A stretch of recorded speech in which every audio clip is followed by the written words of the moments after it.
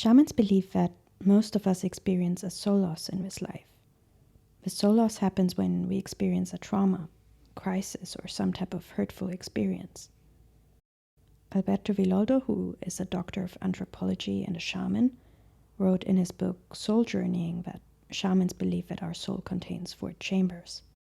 A soul loss is recorded in one of the 4 chambers, the chamber of wounds, and often remains unnoticed, moving into the background, remaining silent for most of the time.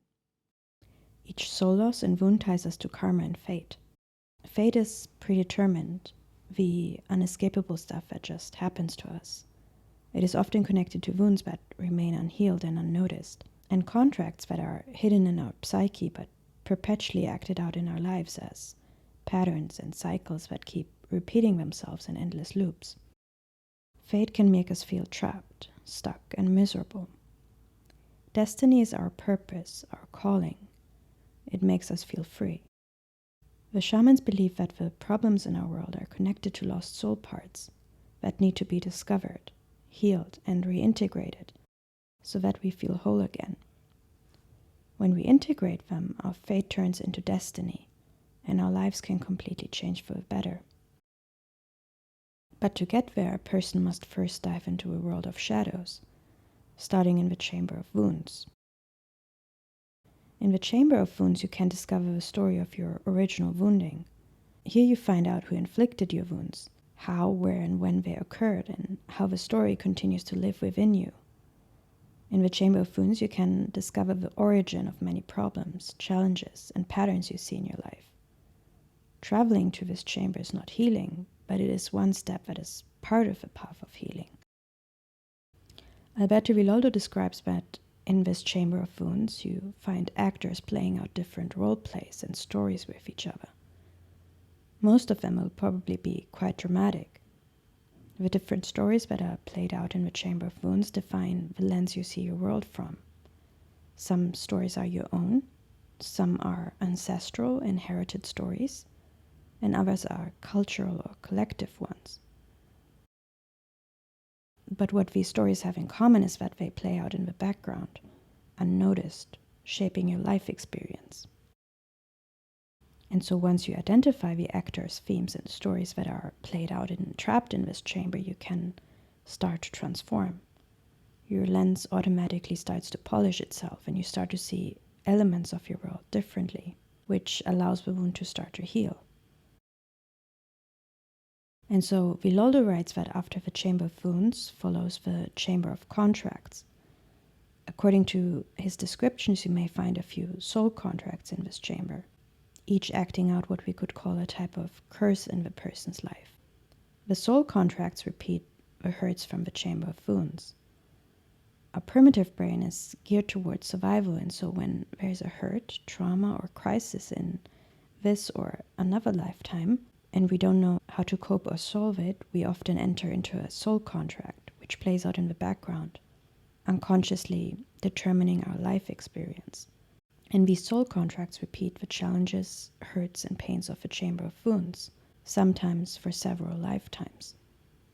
Psychology has called these soul contracts life traps, and the wound-based role plays in the chamber of wounds are usually based on what is called triangulation. Both the chamber of wounds and the chamber of contracts are very much connected. And so soul contracts make us play out the same scripts and patterns from the chamber of wounds over and over again, repeating cycles of rewounding and re-traumatization without us being aware of it. Soul contracts are agreements we make with ourselves based on a wound, not based on truth. They can be, for example, expectations on us that we internalized, or behavior we developed to cope with trauma, pain, fear, or hurt. Sometimes we inherit intergenerational contracts, values, worldviews, ideas, and choices we feel we need to follow to belong, to be accepted, be loved, or be part of a group. Examples of soul contracts would be that maybe you grew up in an environment where you were never good enough, no matter how hard you tried.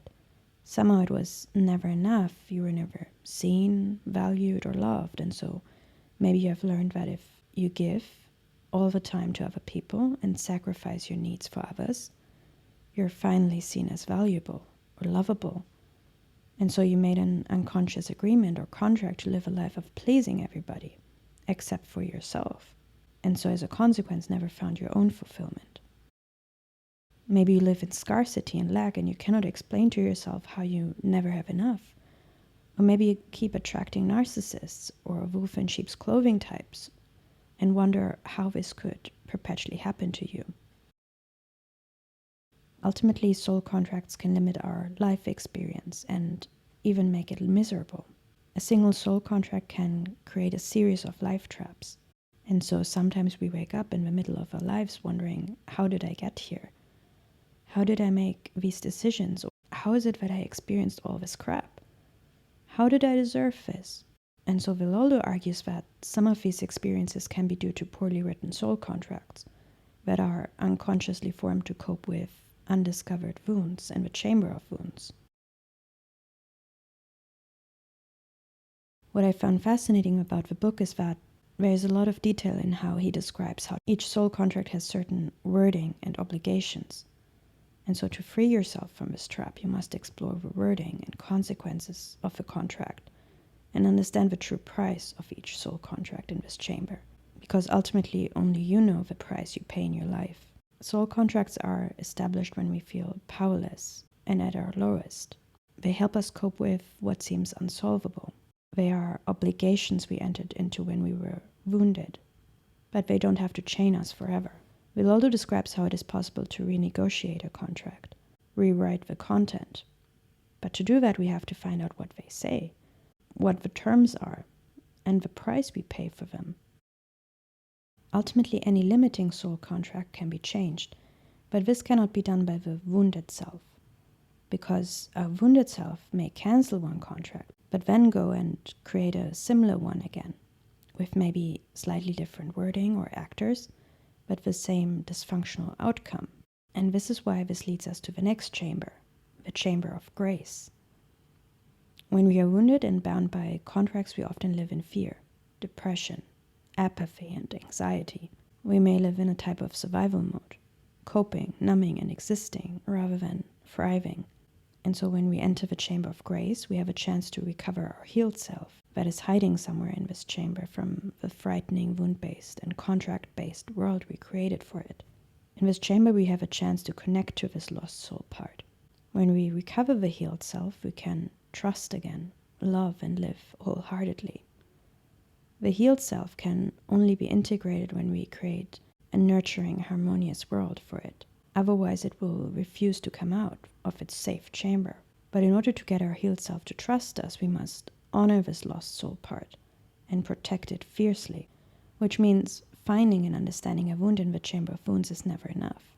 With the integrated healed self, we must look at our soul contracts and renegotiate them, as the lessons do not serve it anymore.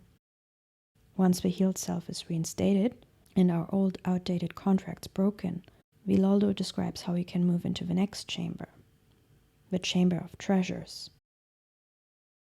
Our healed self has a chance to create a whole new world for themselves, a world full of purpose, fulfillment, meaning, joy, and peace. And to do that, we can recover a treasure from the chamber of treasures that helps us with creating a world that we truly want to live in. The shamans see this treasure like a tool that can help us express our new healed self and access a new timeline, a new world. Sometimes you have to search this chamber for quite a while and dig deep to find this treasure, but you can find magic in this chamber. Most of the time your treasure is disguised as something you do not recognize, but that reveals its treasure and message over time, which is often how real treasure in our world is found. The shiny, sparkling, obvious treasures are often not the real treasure we are seeking. In this chamber you can find a tool that you may not recognize at first, and may not find any value in. But do not be fooled, as the shamans know that not everything is always as it seems, and true treasure is often hidden, disguised, and deeply buried. Whatever you recover from this chamber often shows itself through a series of synchronicities and life experiences.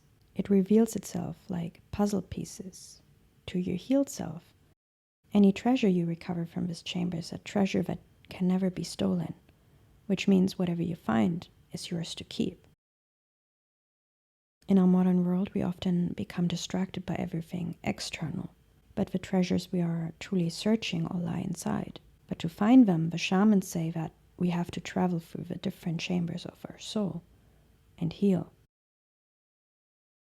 We never know how much time we have to spend exploring one chamber, but it is important to do this work so that neither wounds nor unknown contracts limit the potential we are meant to live. When we use our gifts right, when we recover the right tools for us, we move from stuckness and apathy to fulfillment and grace. Shamans believe that we must journey to the lower and upper world to retrieve what was once lost, to transform and heal before we can claim our destiny and live a life of true alignment and freedom. By exploring the chambers of our soul, the shamans say that we receive the ultimate gift, which is a treasure that helps us dream our world into being, which then becomes a gift we share with others. A soul loss can feel like your inner well dried up, like everything is gray, lifeless, and dull. Soul recovery can feel like slowly things start to bloom again,